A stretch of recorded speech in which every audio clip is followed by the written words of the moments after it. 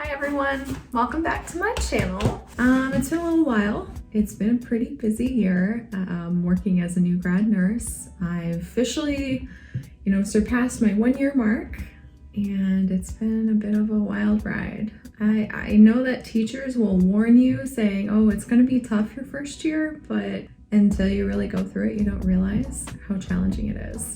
You go through so much self-doubt. You're always second-guessing yourself, every single thing, and everyone else is second-guessing you because you're new. Being able to trust your intuitions and trust your knowledge can be challenging when you're also surrounded by people who don't trust you, especially when nurses are also going through like a really rough time professionally, with the ratios being so high right now, everywhere for the most part. So you're getting nurses who are experienced, but they're very burned out.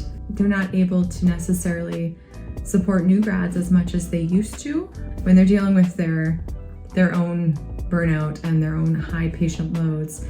How can you expect them to even be available to provide that mentorship that a lot of new nurses need? So that's a challenge. You really have to take ownership for your own learning, the environment right now. Be prepared for feeling anxious, going home with some anxiety. That's pretty normal. Your first year at least, depending on the environment that you're working in. You also have to recognize, is this a healthy environment? If it's severe anxiety and it's not going away, or if your patient loads are so high that you're constantly feeling anxious, that might be something to reconsider. Like, am I on the right floor? Am I at the right hospital? It's never too early or too late to leave a hospital position, contrary to a lot of traditional thinking. A lot of people say, oh no, you need to get a year in at this place. But if your license is at risk, or if your mental health is so severely impacted by this position, you don't need to stay. You need to make that decision for your own health and for your license. And we all know nursing is going through a rough time, and the last thing you want to do is risk your license by putting yourself in a potential malpractice suit, right? Because if you're going to be taking on 8 to 10 patients who are higher acuity in a hospital setting, high risk situations, you might be putting yourself at risk. It's not like that everywhere. It's like that in a lot of places right now, but you should be compensated accordingly for what you're doing, the level of risk you're taking. And there are positions outside of hospitals available, so consider that. If you feel like you're not able to maintain that patient load, or if your mental health is being so severely impacted, that's okay.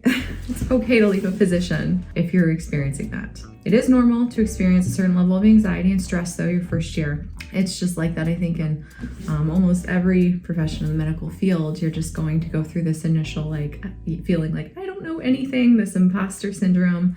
Like, so much of what they teach you in school isn't necessarily applicable to real world experiences. So you're going to learn stuff, a lot of stuff is not done by the book. A lot of the stuff by the book is not practical. A lot of stuff by the book, you don't have the resources and manpower to actually execute. So it takes being creative, it takes being flexible. I think that's something that I struggled with. Just that flexibility, being open to, oh, well, it can't be done this way, so let's try it a different way. Or, maybe I learned to do something this one way, but there's 3 other ways to do it, and being open to doing it those 3 other ways is super important and will help you a lot as a nurse. I think something else I still struggle with is I want to give the best patient care, and I think universally nurses are not supported in giving the best patient care. It's very frustrating. We know that evidence says safe patient ratios in an emergency setting, for example, are typically 1 nurse to 3 patients, maybe 4 patients, depending on acuity level. ERs typically are divided into sections where usually you have patients of different acuity levels sorted too. Or you have a trauma bay, your priority 1 and 2 patients may go to the trauma bay, right? You might have an area for psychiatric patients. Most ERs don't, especially with the amount of psychiatric patients that are now coming into EDs. For example, our ED is 1/3 psychiatric patients, some of which are staying in the ER for 20 to 30 days, many of which are children or young adults, or geriatric psychiatric patients. So those might be patients who have dementia and potentially an underlying psychiatric condition like bipolar disorder or schizophrenia. It is very, very difficult to find placement for them. ERs are not set up for long-term placement for patients like this, yet we're turning into psychiatric facilities who are not equipped to handle these patients or provide them with the therapeutic resources they need and deserve. So that's also frustrating. That's a different conversation, but it can be frustrating to have that many patients who are high acuity and you just can't give quality care. You're set up for failure, essentially. So if you go into it thinking like, oh, I want to give the best patient care, I want to do this and this and this, you're setting yourself up with unrealistic expectations because your workplace and legislation and things being as they are right now are not setting you up for success. So you have to adjust your expectations from, I want to give the best patient care possible, and I can continue trying that, and I will try that, but I also need to recognize that maybe I can't go above and beyond today, and I don't have 6 pairs of hands. I can only realistically do enough to keep these patients alive and meet their basic needs.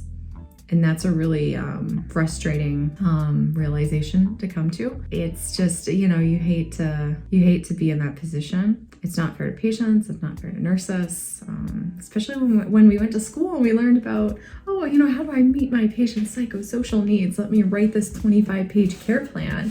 When in real life, you're gonna have 10 patients. You don't have time for a 25-page care plan. So yeah, it's a bit of a reality shock when you actually get out there working in the field. I still love it. I still have days that are better than others. I still have days where I really, really connect with patients and I feel like I made a difference. And then you have days where you're just like, that was a shit show. I just felt like the whole place was burning down. I've had days like that. I remember when I was this was off of orientation. I had like a 3-month orientation when I was retired, and I think it was within the first few weeks off of orientation. I was so overwhelmed because it was also during the 4th wave of the pandemic, which was the worst wave. We were, as an emergency department at a level 2 trauma center, we were being hit with all of our trauma patients, plus being in an inner city. So you're getting a lot of patients who don't have access to primary care physicians or don't have the transportation to these other medical clinics. So they come to the ER for basic stuff that could be handled by primary care. But because they have Medicaid and Medicare, a lot of physicians won't take that because they don't reimburse enough for those services. Reimbursement rates by the government for Medicaid and Medicare patients are very, very low. If a clinic relied exclusively on reimbursement from them, they most likely wouldn't be able to keep their clinic doors open. So that's also a harsh reality to face. Because of that, a lot of providers are forced to limit, without saying this, they won't necessarily take as many Medicaid and Medicare patients. That's a theory of mine. Nobody will explicitly say that, but it makes sense. Like, if you couldn't keep a business open, relying exclusively on this one source of income, how could you rely on it, right? Then you're getting all of those patients diverted to the emergency department. Plus, we had COVID patients. So people would show up just for COVID tests because there were none available, even though we knew about the pandemic for how long. They were not readily available for people to do home testing. So people would show up to the ER because urgent cares didn't have the test, because their family doctors didn't have the test. So then, even though it seems like something that's not a big deal, if you have 150 people flooding your ER that you can't turn away just for a COVID test or for mild symptoms just to be assessed, that's taking away 1 to 2 PAs or nurse practitioners or doctors to assess them for that shift, as well as 2 nurses. At the end of the day, those people are resources that you're taking away from taking care of sicker patients, right? So everything was slowed down. Like the timing of, from patients showing up to the ER, getting their test results, everything else was slow. Lab was being flooded with, having to result these tests. So that's another thing, like prioritizing like tests with the lab, like saying, well, is this a stat test or this is a rapid COVID test? But if you have a critical patient's lab sent to the lab, like you want those critical patients' results back first because that person's dying. So it's this constant like triage system that happens, and providers needing to make decisions on, you know, what types of tests to order and whether or not these labs needed to be resulted immediately or if it could wait. It was just a crazy time. But I had a day where I had 7 patients, and it was also a day that we'd had a mass shooting in the area, and we ended up having to basically shut our ER into this lockdown mode. We stationed security officers at every entrance in preparation for receiving victims, right?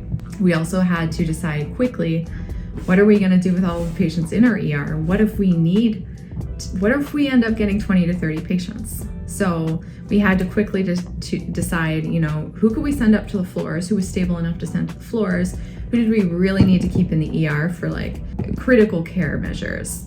So, you know, we quickly went through that, opened up a bunch of beds in preparation for what could have been many more victims. But that was a very, very emotionally taxing day. A lot of my coworkers had children in the area that were attending the school. I don't have any children, but I felt like I needed to step up. Even though I was a new nurse, I felt like I needed to be a strong resource for some people because they just were not in the emotional state to handle things.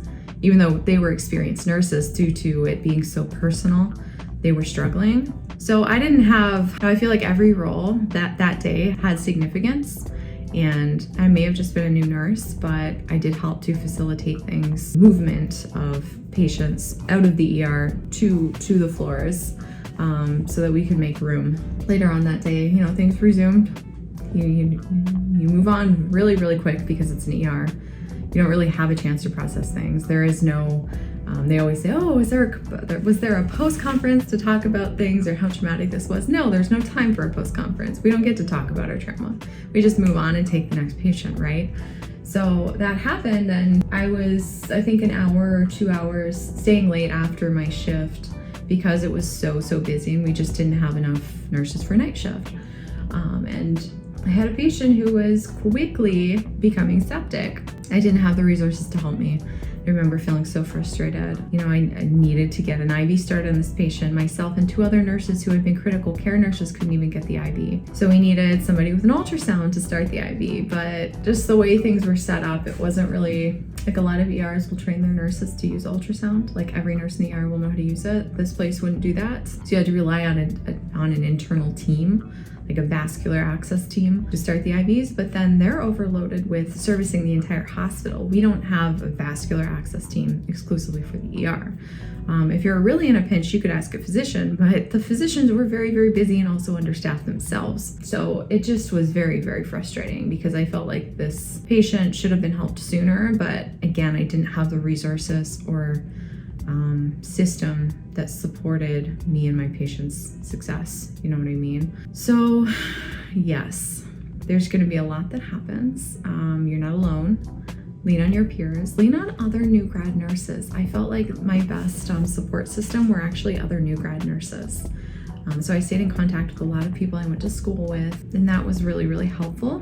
Giving yourself grace, recognizing how much you really can control and how much is out of your control. Forgiving yourself for not being able to do everything, because you're not Superwoman. As much as you want to be, as much as you want to save everyone, it's just not possible. You know, there's only so much you can do, and just accepting that and doing your best. And you know, if there are policies or measures in place, like trying to change them. You know, what can you do to change things? Perhaps from a legislative standpoint, perhaps from a petitioning or lobbying standpoint.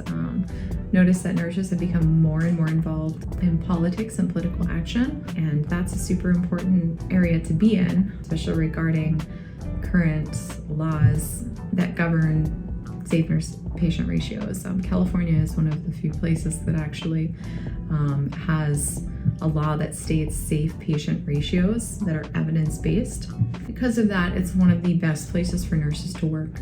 Even during the pandemic, there were very low burnout rates among nurses and very low rates of compassion fatigue, because they were still, for the most part, practicing really safe patient ratios. They had the system set up to support nurses. And because of that, Your patient quality outcomes are going to be higher. Patients are going to be safer. They're going to get better faster. There's going to be less malpractice suits.